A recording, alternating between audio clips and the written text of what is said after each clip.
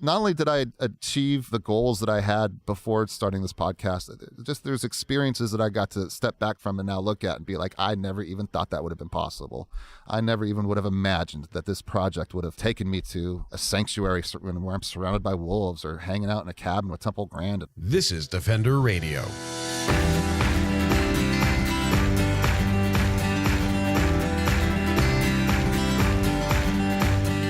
I'm Michael Howie, and this is Defender Radio, the podcast for wildlife advocates and animal lovers, presented by the Fur Bears. We've been working with a great Toronto-based company called T-Shirt Elephant to get a Canadian source for our shirts and sweaters at the Fur Bears. I've got some good news. The new Defender Radio tees will be available in the coming weeks. And I've got even better news. You have a chance to win one in the size and color of your choice. The winner will be chosen from a random draw of Defender Radio patrons. That's anyone who supports the show for as little as $1 per month at patreon.com/defenderradio. Head over to that link, available in this week's show notes, to get started, and we'll announce the winner on next week's episode. Again, that's patreon.com/defenderradio. We all love dogs. In my home, some of them are athletes, like Pigeon, who just won his first agility competition and is learning to play frisbee. Some of them are power cuddlers, like Monster. And some of them are like JJ, who spends most of her time keeping the evils of the world at bay, primarily through barking at the newspaper delivery person. There are also dogs who protect livestock, dogs who help people with various types of disabilities, dogs who save lives and protect public safety, and dogs who eat tennis balls with the ferocity of a direwolf. In our world, there are many types of dogs, each unique and wonderful. And in a 12-episode podcast series, Adam Winston has explored what makes our relationships with them so incredible. Adam has combined his passions for learning, his love of dogs, and his experience as an Air Force radio and television producer to create this journey of discovery called Dogs in Our World. Each episode features a produced interview with an expert, including a philosopher, a historian, multiple trainers and behaviorists, and even Dr. Temple Grandin. These experts all discuss with Adam the dogs with whom we share our lives, history, and homes, revealing incredible insights. The thought-provoking episodes are a wonderful chance to learn alongside Adam, whether you're a lifelong dog lover and trainer, or if you know very little about our domestic canines. Having recently wrapped the first season of the show, Adam joined Defender Radio for an exclusive, in-depth interview exploring his journey to becoming a dog person and ultimately developing dogs in our world, the excitement of nabbing conversations with high-profile experts, highlights from the season, and what he's learned about himself and the world around him through a love of dogs. How did you become a dog person? I think that's like the best place to start. Because, looking at your history, it's not an obvious, oh yeah, he's going to be a dog guy. So how did you get sort of from where you were growing up, and I know you were in the military, to being a person with an interest in dogs and dog training and so on? Yeah, it was something that I never really saw myself doing. I guess the seed was first planted back in 2006-ish, 2007. After getting out of the Air Force, I was a tour manager for rock bands for about 4 or 5 years. That led into managing venues. And I lived and worked in a gigantic music venue that was on the Great Salt Lake in Utah. And when there wasn't an event or a concert or a show, I was the only person for miles. And so I asked my boss, I was like, man, it's kind of lonely out here. It's kind of sketchy here at night. We'd already been broken in once. He goes, well, I'll tell you what, man, after the next show, go ahead and go get yourself a dog. I'll pay for it. I'm like, all right, great. That's a nice job perk. So I went to the pound and I came back with a 1-year-old male feral chow chow. I mean, I use the word feral loosely, but I'm pretty sure I was his first human. They think he was living up in the mountains the first year of his life, and they caught him coming down, and animal control picked him up. So I come back to the venue with this, chow, and my boss was thinking I was going to go get like a golden retriever or a lab or something. He's like, what oh my, what did you do? You know? And the dog ended up actually being one of the greatest, if not the greatest dog I've ever known. He was incredibly special. He was very well balanced. He could, you know, for a chow with limited, you know, socialization, we could walk through a sold out concert. You know, we could walk through a sold out Slayer show or hip hop show. And he would just stay right by my side and never got nervous, never got anxious. People could run up to him and pet him and touch him, and he just didn't care. He was just, this is the coolest dog ever. And I had never, you know, my family wasn't a pet family. We didn't have dogs or cats or anything growing up. My grandmother in Alaska had a couple little dogs. But Rhodey, we named him Rhodey. He was the music venue Rhodey, the concert Rhodey. I get that in a second. And you know, he just completely it just blew my mind. I'd never had a relationship with an animal before, and I didn't know the possibilities, you know, and what this dog taught me about patience, and impulse control, and just caring for another life. And the companionship that dog gave me when we were out there, it was just he and I. You know, many nights it was just he and I. We were the only life forms for miles, pretty much, other than the wildlife. And I had to move to Philadelphia. I got a job offer for another music venue, and I wanted to get back to the East Coast where my family lived. And I just couldn't take this chow who had been living basically on a state park for all of his life to like inner city Philadelphia. You know, he had a cat addiction, and in Philly there's a cat under every car. And so the guys at the music venue and one of his friends who was a sound guy at one of the clubs, they had pretty much adopted him, and I basically, you know, they adopted him from me, and it stuck with me. I didn't realize how close we were, and I mean, I would have nightmares. I would have dreams, and it was just crazy. I felt like I'd lost someone, you know, and that's what got me interested in dogs. And so now I'm in Philly, a totally different environment, totally different place, totally different culture.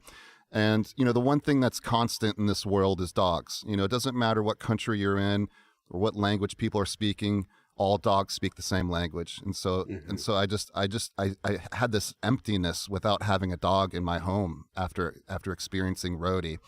And so in Philly, I just kind of started helping my friends, and, you know, the local bartender, was working double shifts, and she really needed to get the dog out of the house that she just adopted. And so every Thursday I'd go over and get the dog out of the house and hang out, and that led to another dog. And before I knew it, I was kind of like the neighborhood dog guy, you know, whether it was dog sitting or dog walking, or, hey, you know, people would give me their key to their house. Hey, could you run over to my house, take my dog to the dog park? I'll be back in like 3 hours or whatever. And so I just basically hung out with all the dogs in the neighborhood. And so instead of just having one Rhodey, I got to know lots of different kinds of dogs. And so that just, the spark that Rhodey lit was just kind of became a passion. Not really a passion about dogs, but a passion for learning about dogs. Mm-hmm. You know, one thing I'm always saying in my podcast, Dogs in Our World, available on iTunes,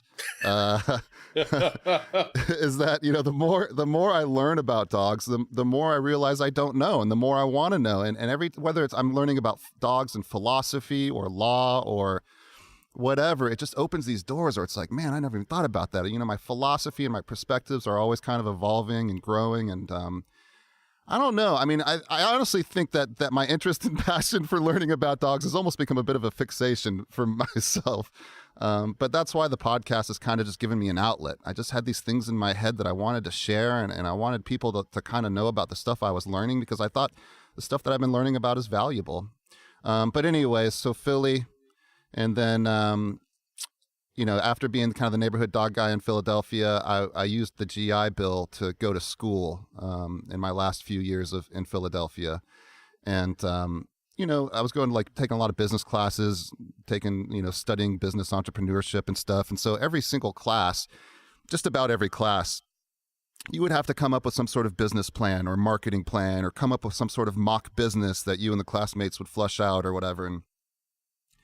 And I don't know. I mean, you know, I'm in my 30s, you know, doing my undergrad, so I've already got some writing skills and some life experience, and so I just wanted to write about something fun. You know, it's like if I have to make up a fake business, then I don't know, what kind of fake business would be fun to write about and figure out. So I just started doing like dog related businesses, and that just kind of made me just look at the business side of the dog industry and the pet industry and things like that. And then, as I was finishing up school, they talk to you, they ask you, what do you want to do? What are you going to do after this? Like, what do you want to pursue?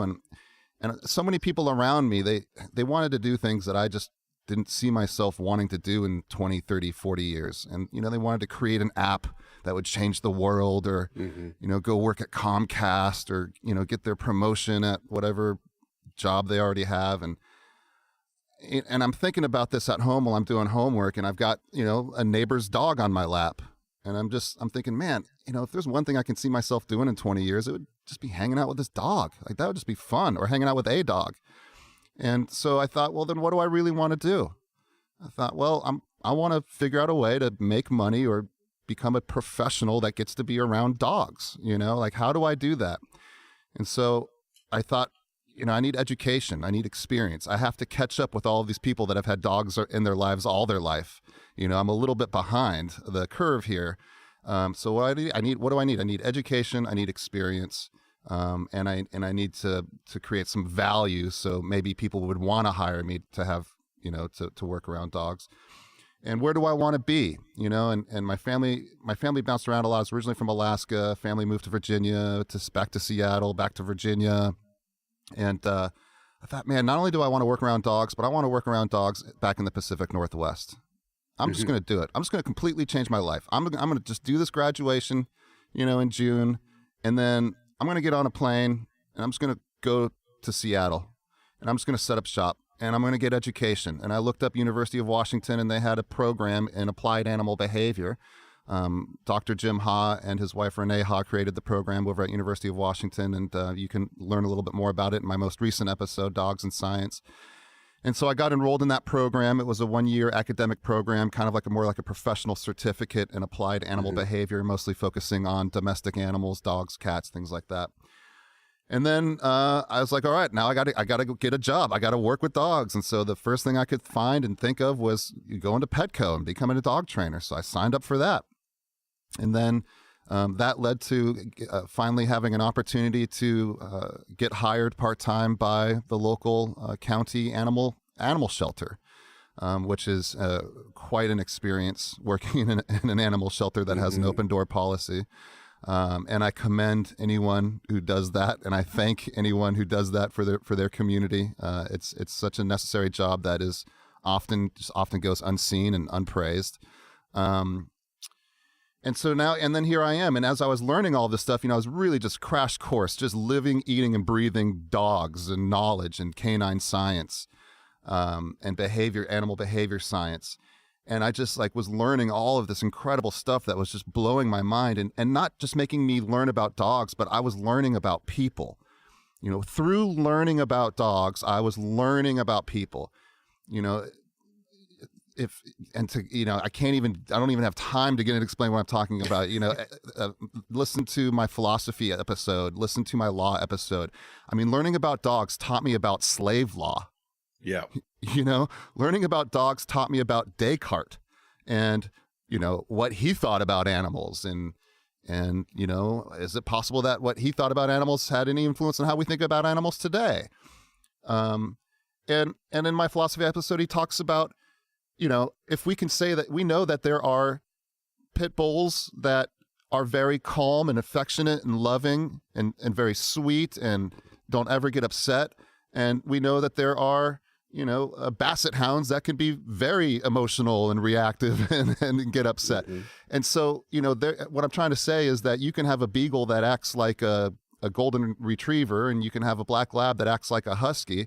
And so when people start generalizing breeds, he taught this philosopher that I interviewed, taught me how to think about breeds almost as we think about human race. Every person is unique. Every person comes with their own story and their own experience and their own personality.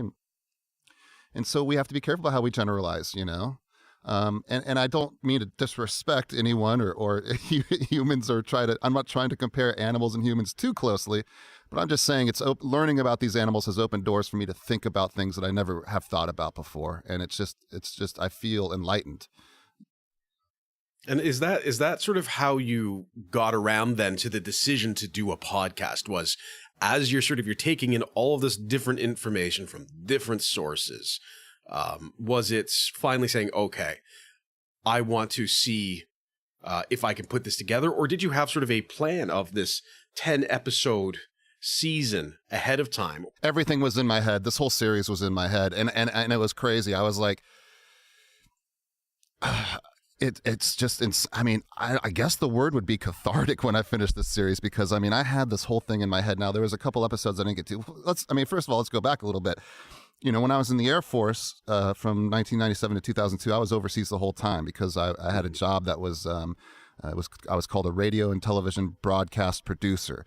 Or a radio and television broadcaster. I can't remember. Television and radio broadcast production, I think. Anyways, if you've ever seen the movie Good Morning Vietnam with Robin Williams, you know, he was in the Air Force. Adrian Cronauer was his character, and Adrian Cronauer is a real guy, and he actually trained some of the people who trained me when I was first got in the Air Force.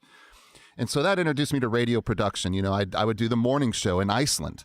I would do the afternoon rock show in Bosnia, or the morning show in Hungary or Germany. And so, you know, that was my crash course in kind of radio production and learning how to use a mic and editing. You know, Sadie, I think, was the very first software for audio editing, one of the first for audio editing. And keep in mind, you know, this was 2002 when I got out of the Air Force. I was like, there's no way radio is going to be around. They got this thing called the internet now. Like like radio is a dinosaur. I would call it it's a dinosaur of an industry. Like I need to get out of radio. It's not going to do anything. It's not going to go anywhere. The internet's taking over. And then here we are, 15 years later. And I was like, man, I really want to share this information I'm learning about, but I want to do it in a way that's listenable, you know, not just me ranting into a microphone. No one's going to want to listen to that.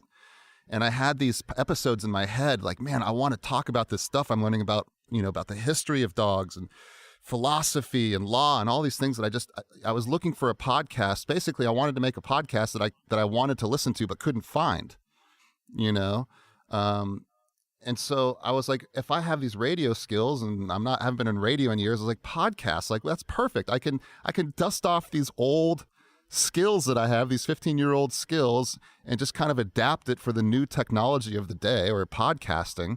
And I was like, this is a perfect blend, a perfect match. I finally get to use all of these, because I've had so many various awesome careers, you know, everything from, you know, flying in an F-16, backseat of an F-16 and doing morning shows in Iceland, to tour managing rock bands, to, you know, moving to Philly and going to school. And I never thought that I would be able to combine all of my experiences into kind of one project.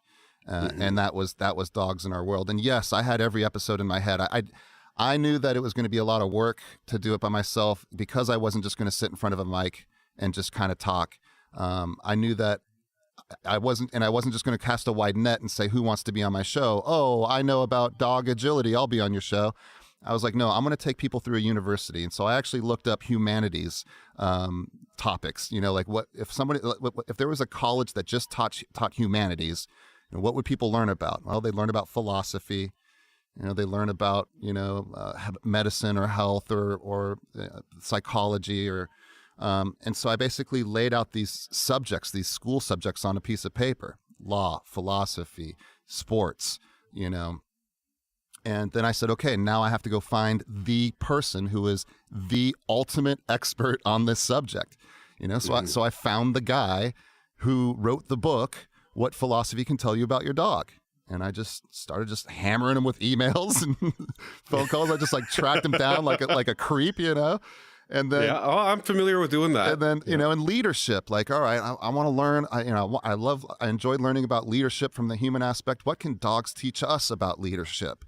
How should we view leadership as a way to have a partnership with dogs? And I think that, you know, I think many of us, especially in this country, have a very intense idea of what providing leadership is to dogs. You know, it's because it's how we've been treated, up, down. You know, I'm the boss, right? Mm-hmm. Do what I'd say now, you know, and it's like, because we've been treated like that, it gives us a chance to now treat dogs like that sometimes. And so Julie Forbes, who actually hosts a radio show, and she really enjoys learning and teaching and talking about the subject of leadership. I was able to get her on my show, and Temple Grandin, right? And Temple Grandin, I didn't necessarily have an episode in my head that I knew I wanted to do, and I didn't really have. So I had a list of subjects, and then under the list of subjects was Temple Grandin. I had dream guests, right? Like if there was one person I could actually meet in person, who would I want to talk to? And that was Temple Grandin, and I just lucked out. She was traveling for a completely different event that she was speaking on an island, on Vashon Island, which is just off of Seattle, just outside of Seattle on the Sound. And I basically just hounded her with emails and her staff, and I was just emailing the college that she works at, and she was able just to squeeze in an interview right before her public speaking or her speaking engagements. So I did have Temple Grandin as a person, not as a subject, but I had it in my head. I wanted to learn. I wanted her to teach me more about the autism spectrum, and I know very little. I have maybe a relative that's on the spectrum, but I knew very little about it. I never really sat down and really learned about it. And so she kind of introduced me to, the autism spectrum and how we can think of it and look at it, and how can, maybe dogs teach us a little bit about autism. She talked about repetitive behaviors, which is something that I'm familiar with from learning about animal behavior and things like that. A lion that paces in his enclosure in a zoo, or the bear that, shakes his head as, nonstop. And she taught me that, these animals will have these stereoptic behaviors, engage in stereotypy. I always get that word wrong. Because they're understimulated. They don't have enough enrichment. They don't have enough things to do. And so they revert to this repetitive behavior. And then, people on the farther side on the autism spectrum will also engage in repetitive behaviors as spinning or whatever it is. But that's because they're overstimulated. And she just helped me. She just kind of held my hand and said, okay, this stuff about dogs, and this is how, you can think about these things with humans and autism. And it's just like, what an incredible experience. It wasn't just meeting someone famous. I wasn't just getting to have my picture taken with someone cool. I had someone who just sat down and taught me. It's just so special. And I'm just so glad. I mean, in the end, I'm glad that these episodes, of course, I'm never really going to be completely happy with my show. It was my first podcast. There's a lot of room for improvement. And I think each episode got a little bit better. But I'm just so happy I got to document these experiences, and I got to record these conversations that, if anything, I'm going to listen to for a long time. And every time I listen to the interviews, I actually still learn a little something new. And thankfully, I still have a lot of parts of the interviews that I didn't even get to use in my episodes that I hope to get out to people too. Well, and that was something I wanted to ask you about, was the format that you use is the more what I would consider documentarian or NPR style. Listeners to this show know I just record the interview and put it up. I'll do minor editing. No, I'm too self-conscious, and I have low self-esteem. So like every single word that I put in my show is on paper before I record. Oh no, and that was my my early stuff. When I look at that, yeah. I redubbed my questions. Yeah. So they would be more clear and concise. And the show evolved for me. Oh, you redubbed them? Like you would ask the question after the interview and then plug it into the... Yes. Yeah. Yes. So like right now, trying to think of how do I phrase this and so on and so forth. Now I just, I had to go back and have a very written out version of it and put it in again. Oh, dude, yeah. Now this is the interview. But there's nothing right or wrong about either style. It's entirely preferential. And you'll hear some podcasts that do this and some podcasts that do the more NPR style. Was that what it was? Just wanting to Well, it's from my training. It's from the Air Force training. So the Air Force trained us to do what's called ENG style, so electronic news gathering. So you're in Bosnia and you're living in what used to be a landmine field, you want to quickly, you want to very carefully walk to where you have to go record a story or who you have to interview, and you want to get it done fast and get it back into the studio so you can start editing, and then you got to get it up to the network. We actually had American Forces Network, which was a global radio and television satellite network, depending on what country you're in, depending on what feed you get. Or, you'd have to go into a training exercise where you're sitting. I was literally sitting on top of a tank turret as it was driving full speed over, and I'm holding onto an antenna, and I got a camera over my shoulder, and I've got to get these shots, get it back in the studio, get it back up to headquarters. And so I was trained in like the very traditional radio news style. You interview someone, Gotcha. You come back, you write a 2 to 3 to 5 page script. You plug in a soundbite. It's like, we're out here on the training field. And then you get a soundbite of some soldier. Yeah, it's real loud out here. And then you cut back to me in the studio. And yeah, they worked real hard. And oorah, USA. And then you cut back to them. Bam, bam, bam, firing the thing. And so I kind of adapted that style. And kind of what I did is I took that kind of E&G old school radio news style. And I just kind of elongated it. And kind of stretched it, made it a little bit longer. The soundbite's a little bit longer. And my narration is a little bit longer. And so instead of kind of making a 2-minute radio story, I kind of have like a 45-minute discussion where I'm cutting into sound bites. I'm kind of cutting back into me for exposition, and then cutting back. I feel like, I also knew that if I was going to make this podcast, like I said, I wanted it to be listenable. I think people get tired very quickly when they're listening. Their ears get tired, especially in today's age where there's so much selection and everything that you watch. Think about how many shots are in a TV commercial. Next time you're watching TV, and there's a commercial break, count exactly how many individual shots there are in that commercial. It's fast. There are a lot. And, many podcasts that I listen to, if it's just a guy just talking into the microphone, or if it's just two guys kind of bantering and just kind of not very focused, I lose focus and I lose interest and I find something else. So I wanted my show to kind of be tight. I wanted it to kind of have a radio feel, kind of like a produced feel, but still smooth in a way where you can come in and out of my interview and my narration without it being jarring, And I'm sure the first few episodes probably were. But that's, and so I was very serious about the format of the show. Like I said, I had everything on paper, even before I found the guests, And I just, also because the podcast is so much work, I didn't want to commit myself to it like in perpetuity or forever. I didn't want to like, all right, this is going to be something I do every week or every month forever. And then one day it stops and nobody knows why. So I always like having an end game or an exit strategy in pretty much anything I do, whether I'm living somewhere or working somewhere, it's like, all right, I'm going to do this for 1 year and then I'm going to reassess, and the same thing with the podcast. It's like, all right, I'm going to do 10 to 12 episodes, make a season, step back from it, take a little breath, think about it, and then make the next one even better if I do another season. Which if I do another season, I don't know. I think a lot of that would have to kind of revolve around if I can find sponsors or something, because I just literally cannot afford to keep doing this show. It's just like I'm renting a cabin on an island so I can basically ambush Temple Grandin on her way to a speaking engagement. It's not very feasible, this show I'm doing, traveling out, driving out to Olympia to talk to a therapist, to record an interview with someone who does dog therapy. It's just like, I don't know.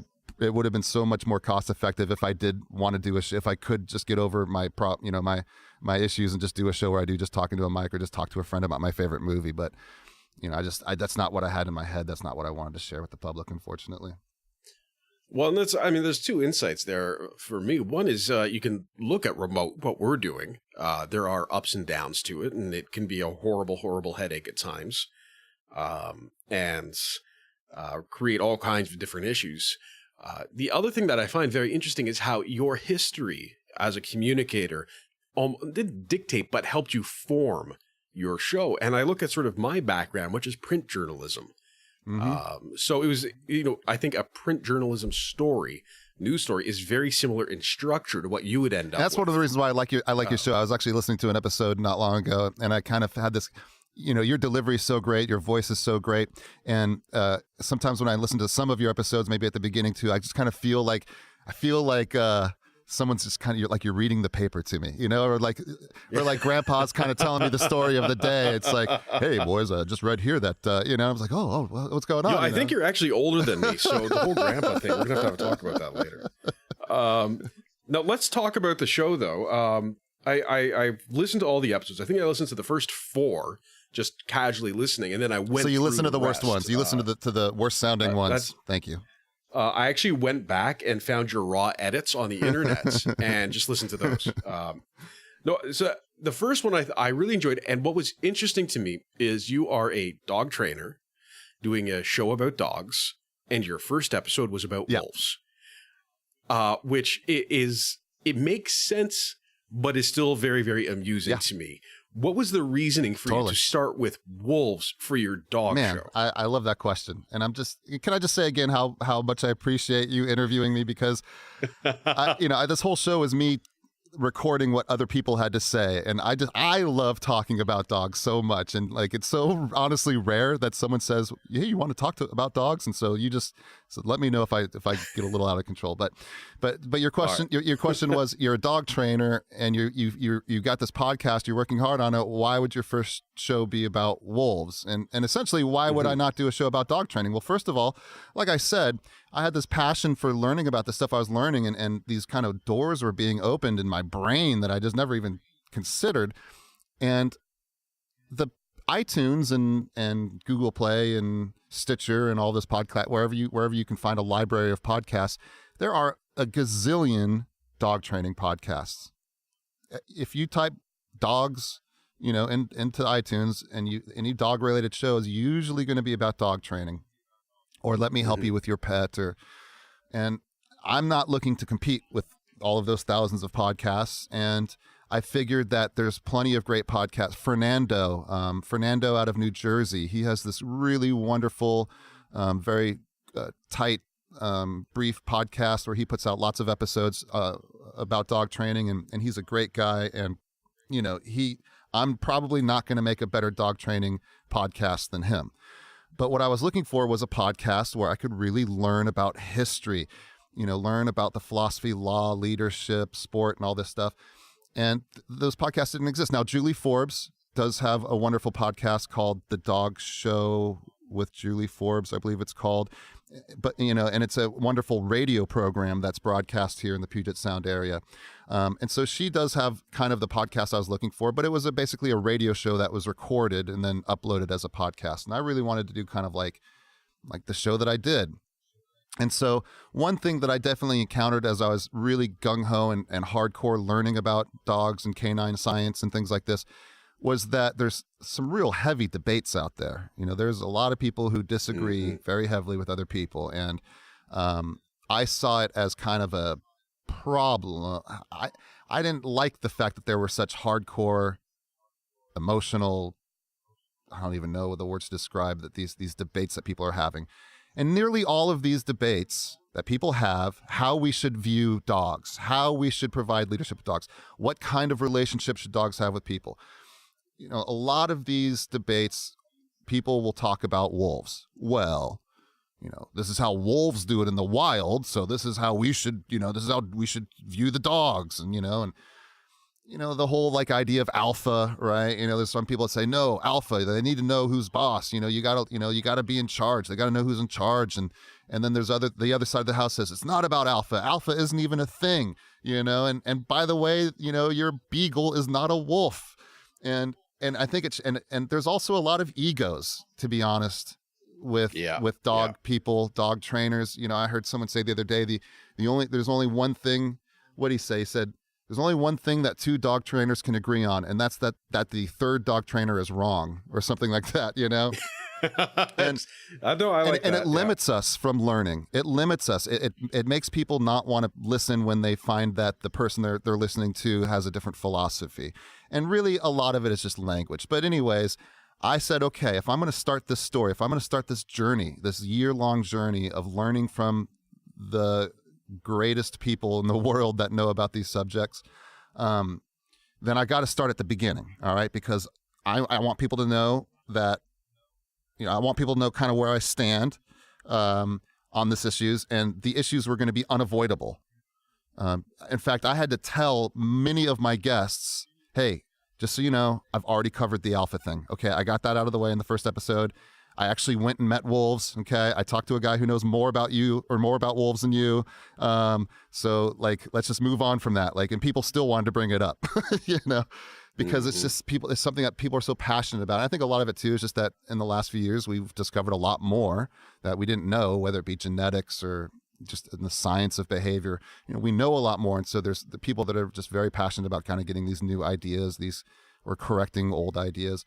And so I said to myself, okay, I need to go to the source and who can help me, someone who can just kind of help me start on a nice neutral platform to get this story going, to get this journey going. And so I said, I'm going to have to find wolves, and I'm going to have to find someone who can teach me about wolves, and who can also not only teach me about wolves, but also has some experience with dogs.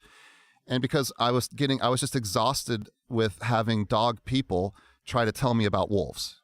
Some guy at a dog park, it's like some IT guy at a dog park with his super well-balanced, very calm, awesome dog. And he's like, oh no, well, wolves, and I'm like, or people trying to tell me that, you need to be more of an alpha. Like, I've been told you need to be more of an alpha. And it's like, what does that mean? Like, what does that mean? I don't know what that means. What does it mean to be an alpha? Because everybody seems to have their own idea, And so I found a sanctuary. I think it was one of my classmates from University of Washington, because remember, I'd only been here a year or so. I moved here right before I started the podcast. They said, hey, there's this place called Wolf Haven International. It's about 45 minutes, an hour away.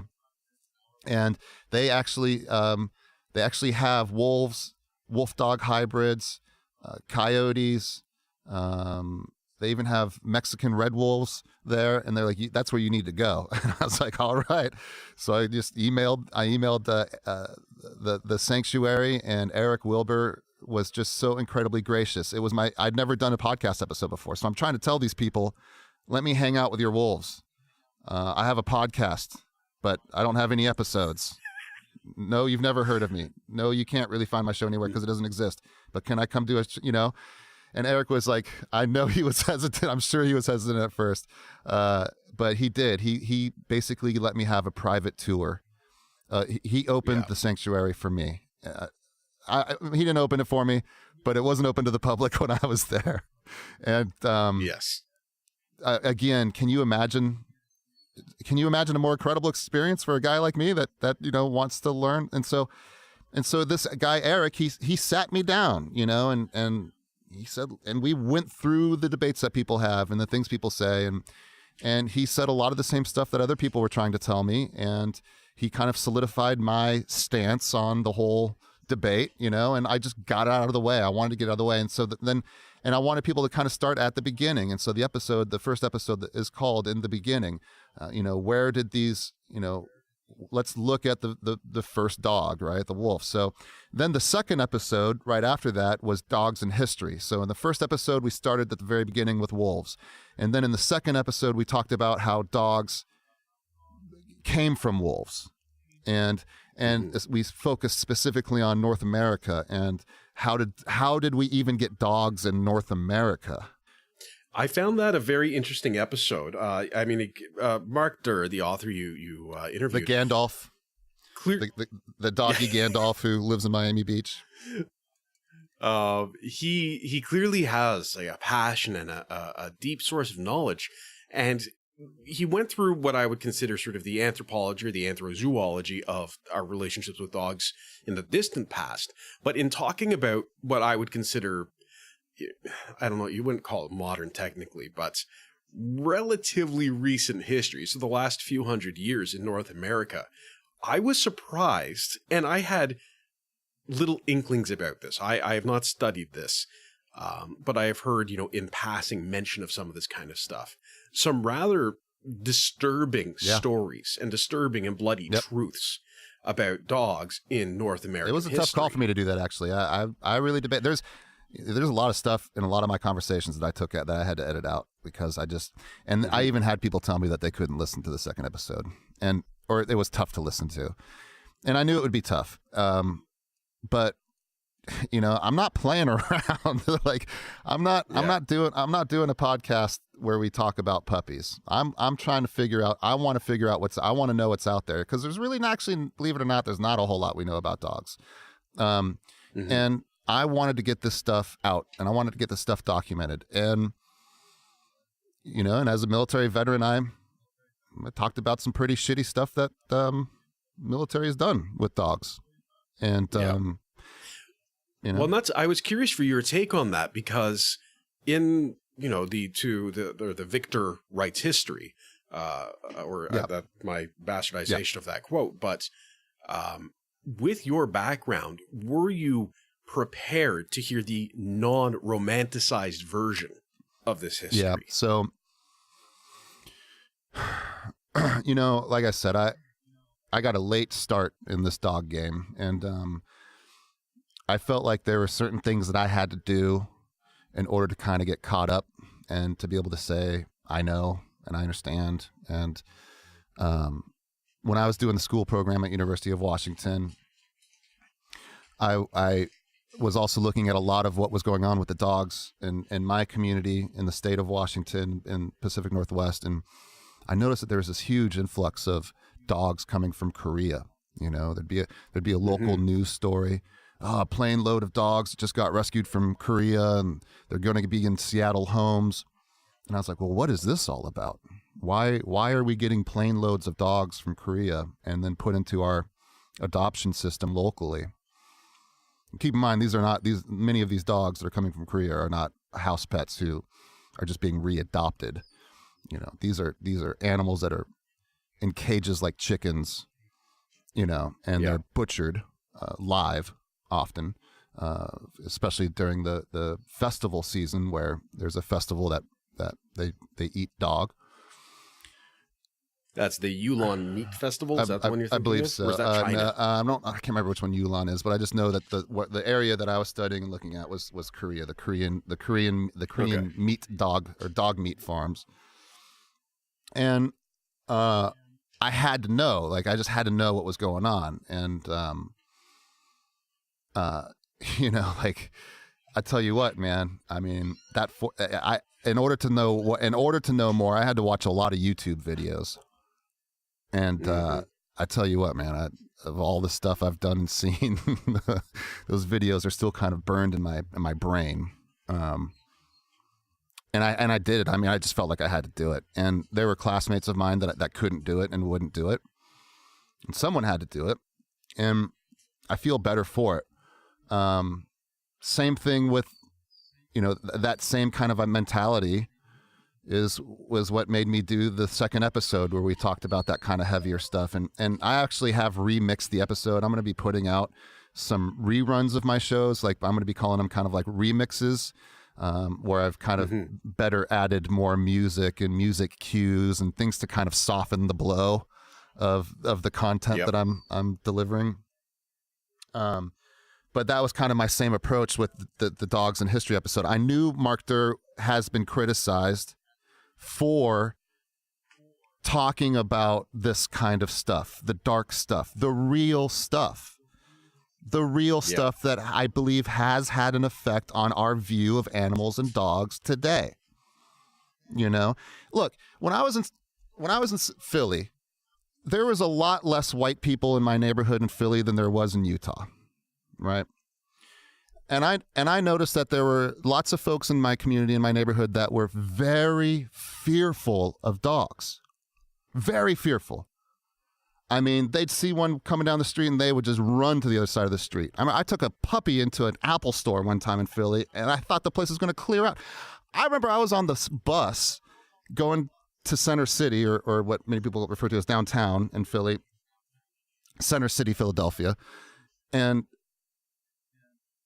a blind person came on with a seeing eye dog, and the dog was just like super mellow and calm.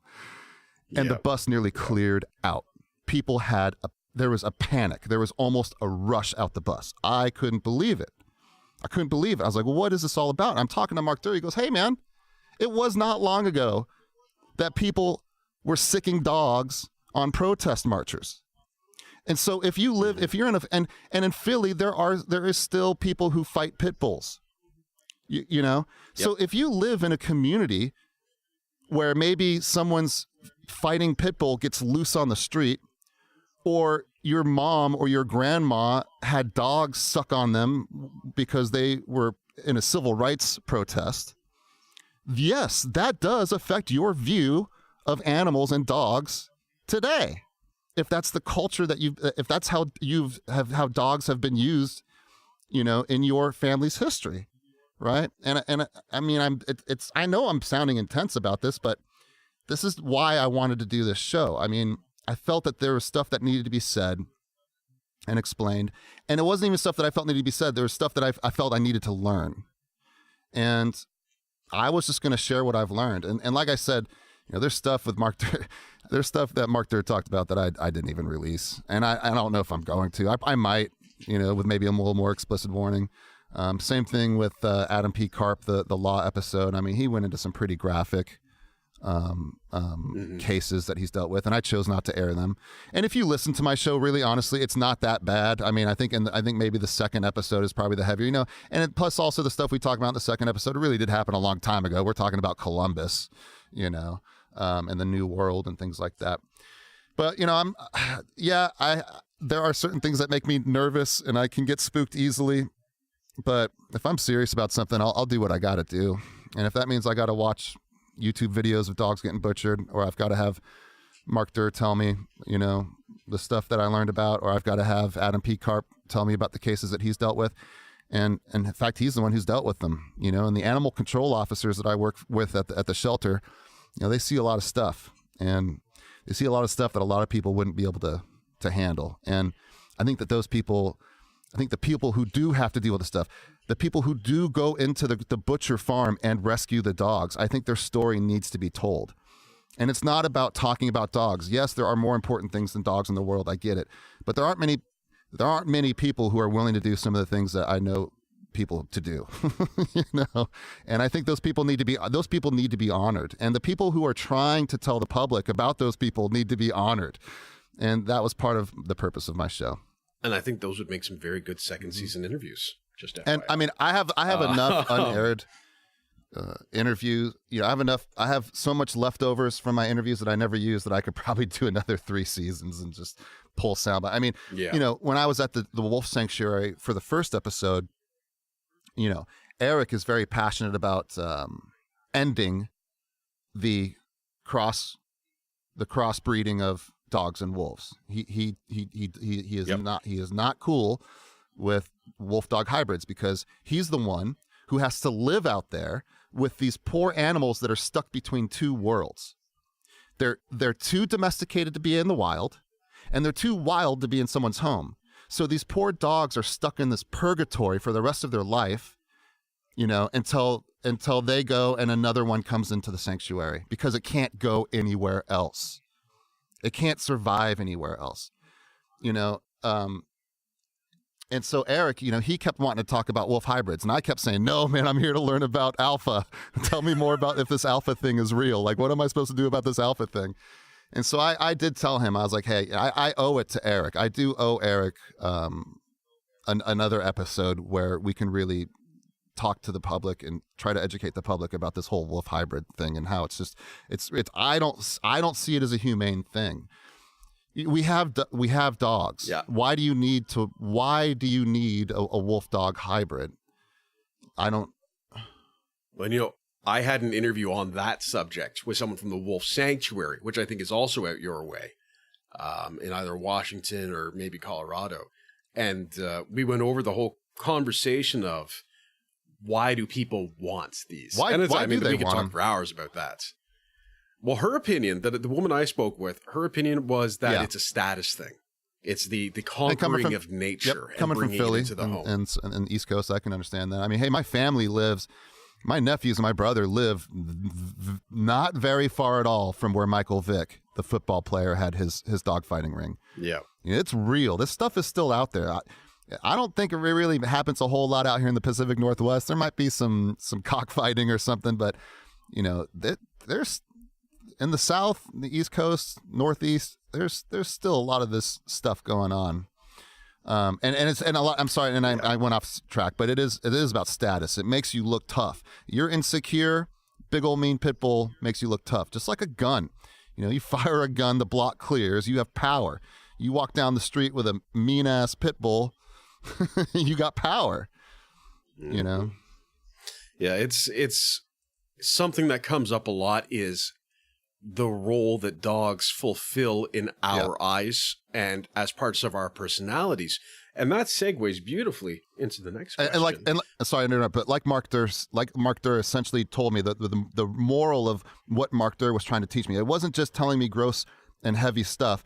You know, there was a moral behind what he was telling me, and what he was trying to teach me was that dogs are what we make them, and they always have been, they always will be, and I think that's why it's important to know about them and to understand them and to honor them, because they are what each individual person makes them out to be, and that can be a wide variety of things. And I'm sorry to interrupt, but continue. No problem, but that still works into the segue. It's such a good segue. And I think this is telling of the way you set up these episodes.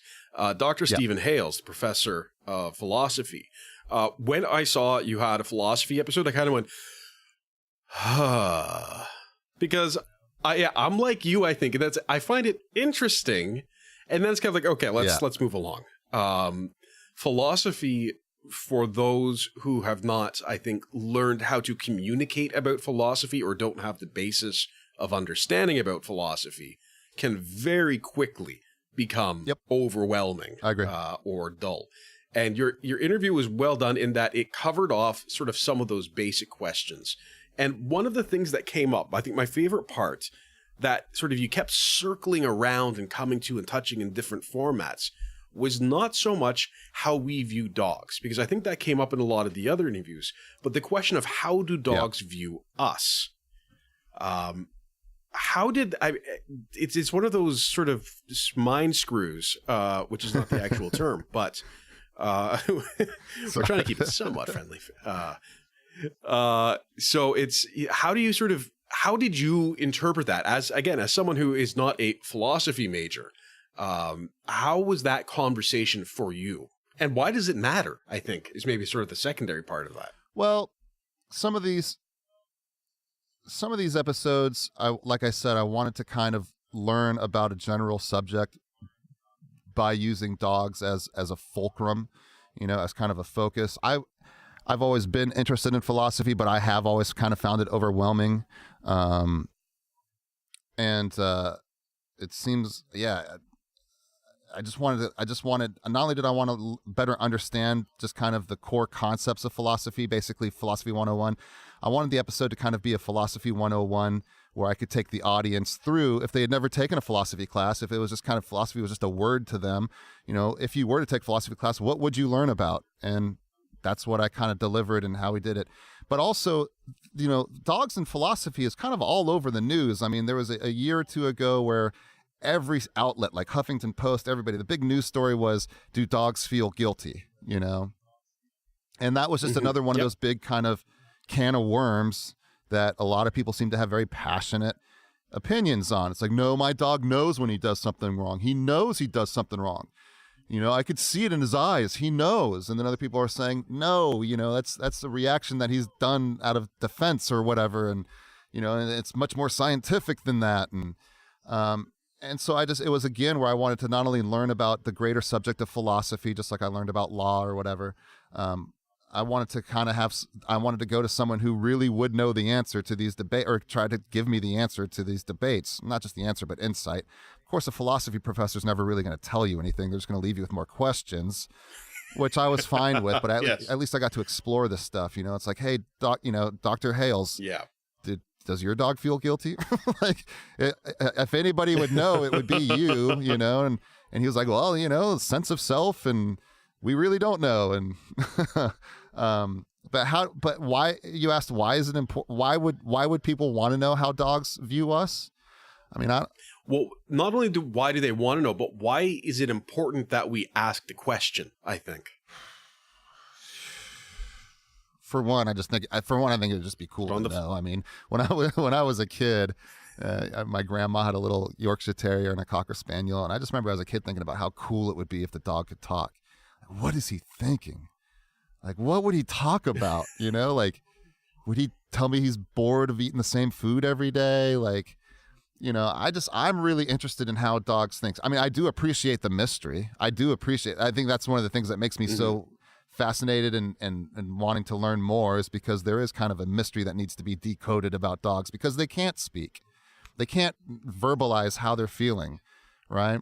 And if you spend enough time around dogs and you learn about dog behavior and canine behavior and things like that, yeah, you eventually actually do learn how to listen to them a little bit more. But I think that,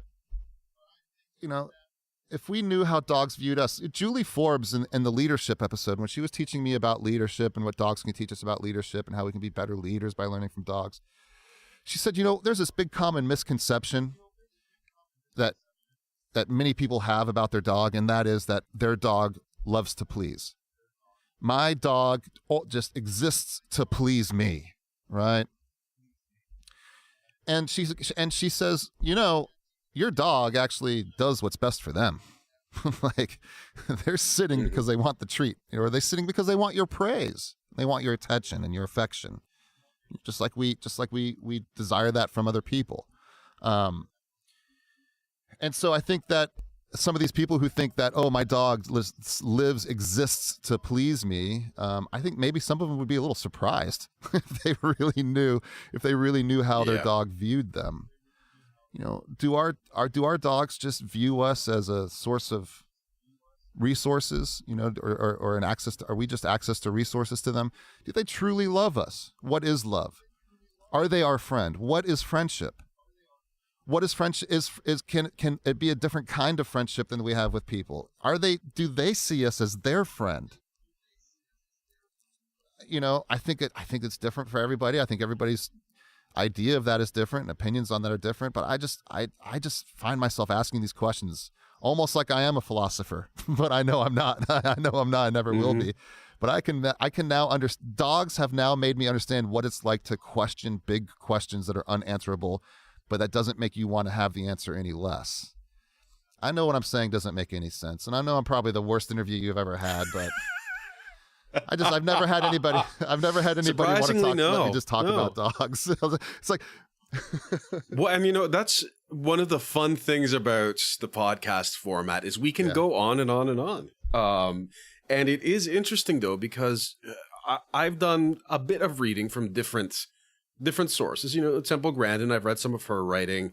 Dr. Mark Beckoff, he's great. If I do another season, he's definitely he was on the list for the first season. I just had so many other things I wanted to get through. But yeah, Mark Durr really wants me to interview. Actually, I think Mark Durr emailed Beckoff. I don't know. Mark Durr was trying to get me hooked up with Beckoff, and I will. In some way, I'm definitely going to. I got to learn from that guy, and I know he has a lot to teach me. Yeah. Continue. Oh, he's incredible. Your brain just kind of melts, and he puts parts of it back together. And Gene Donaldson, Academy of Dog Trainers, who's done a couple of big books, and they all have very similar ways of looking at it, but I find they ask slightly different questions. And that's what I find fascinating, is they're all trying to get around the same thing. So, you ask, Gene Donaldson talks about dogs being, as you sort of the way you were describing, sort of selfish. And they're going to do what's best for them. Same with us. First. And I think we do very similar things. And then Mark Beckoff will talk about how dogs will feel, and they may feel emotions that we could label the same way as we feel them, but they're going to be felt differently because they are different. And that doesn't mean they're less; they're just different. But it's very interesting, and I want to talk about the Temple Grandin episode. That was a trip, man. That was literally a trip. I actually had to get on a boat.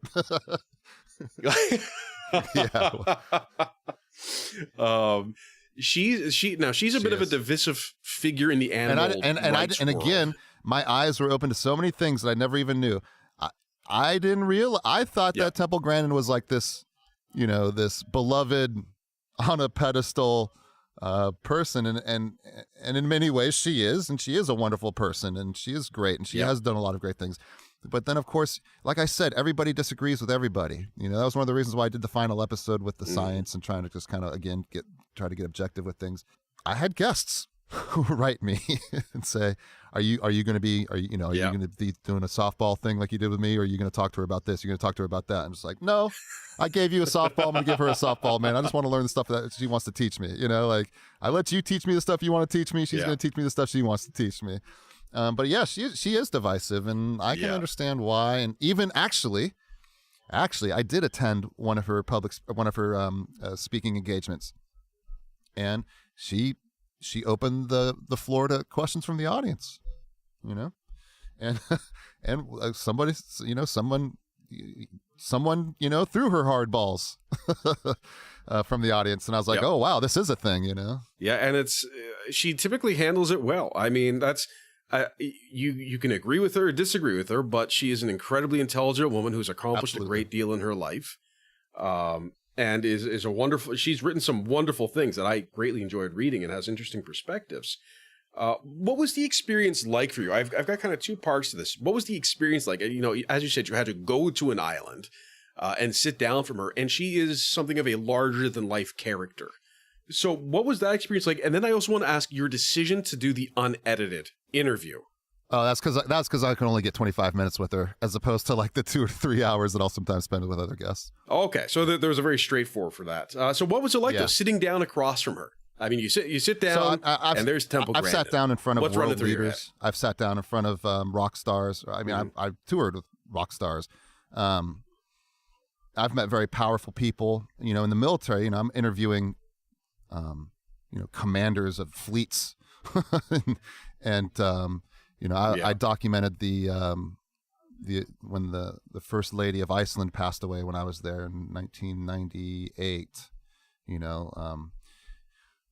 And I've covered some really big stories, and I've met some really great people. But I think Temple Grandin is one of the greatest people I've ever met, and I was starstruck. I was so funny. Like, after all these cool people I've met, all these famous people I've met and hung out with, like, I was starstruck in front of Dr. Grandin.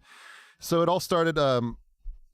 She was kind of on my dream list before I started the show. I was like, if there's one person I could try to talk to, if I could, it would be her, or learn from, I should say. And then I found out she was coming to Vashon Island, not far from Seattle, just a ferry ride away from Seattle. And she says, okay, if you can meet me, you know, she said she didn't want to leave the venue. When she gets to a town, when she gets to a venue, she doesn't really want to like leave the venue. And I can understand that as someone who's the tour manager for bands. I'd always tell people, if you want to interview the band, you got to come to the show. You got to come to the venue. I don't want my band driving all over town when they've got a show to do or whatever. And I agreed to that. I said, no problem. But I also knew like it was a pretty crazy day, and she was like, just find me at the event and we'll do it. And I'm like, no, you're Temple Grandin on an island in the Pacific Northwest. You're like a god out here. Like, people, she has a fan base similar to how rock stars have a fan base. And when she comes to town to do a little theater chat with the local residents, like, she's going to be a rock star. So I wrote her people back. And I was like, with all due respect, like, that is not an option. Like, there's no way I can assume that I'll just be able to grab you when you're surrounded by people trying to get your picture or whatever and say, let's go do an hour interview right now. I was like, we got to plan something a little bit better. So her people were like, I think I was emailing her staff, and then she started emailing me directly. And she goes, okay, well, we'll do it at the venue, but, you know, we'll meet a couple hours before doors open or whatever, and we'll do it then. I was like, okay, great. But I was like, you know, it's a ferry ride away. I don't want anything to happen. I do not want to risk, you know, a car breaking down, the boat filling up, and me not getting on it in time. So I said, I'm going to have to rent a place on this island for the weekend that she's there, you know? And so I rented this amazing Airbnb that was very close, like less than a mile from the venue on the island. And I got all my gear out there, and I actually made a little fun trip out of it and had some friends from out of town come and hang out at this vacation rental with me. And so the day of the interview, so she flies in to SeaTac. I think she went right from the airport right onto the ferry. And, you know, she's probably exhausted, flying all morning. And I meet her at the venue. Well, I didn't realize that her event was the second event that the venue had planned.